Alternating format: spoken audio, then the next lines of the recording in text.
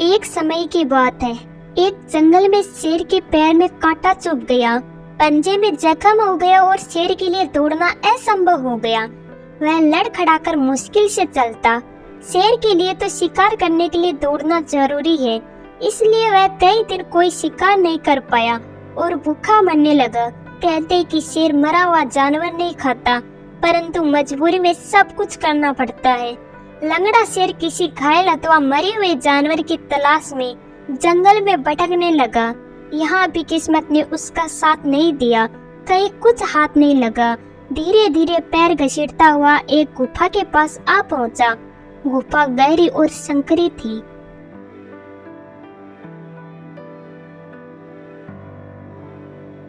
ठीक वैसी जैसे जंगली जानवरों के मांद के रूप में काम आती है। उसने उसके अंदर झांका।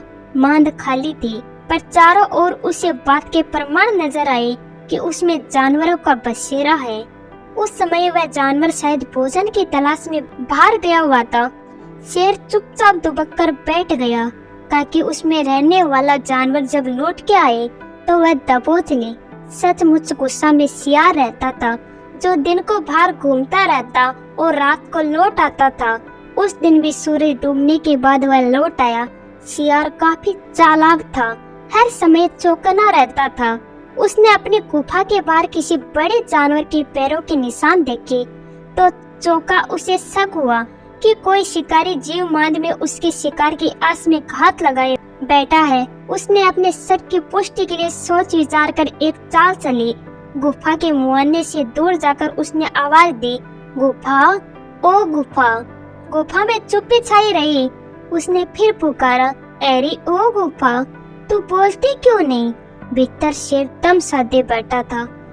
भूख के मारे पेट कुलबुला रहा था। उसे यही इंतजार था कि कब सियार अंदर आए और उसे पेट में पहुंचाए, इसलिए वह उतावला भी हो रहा था। सियार एक बार फिर जोर से बोला, ओ गुफा, रोज तो तू मेरी पुकार के जवाब में मुझे अंदर बुलाती है, आज चुप क्यों है? मैंने पहले ही कह रखा है कि जिस दिन तू मुझे नहीं बुलाएगी उस दिन मैं किसी दूसरी गुफा में चला जाऊंगा।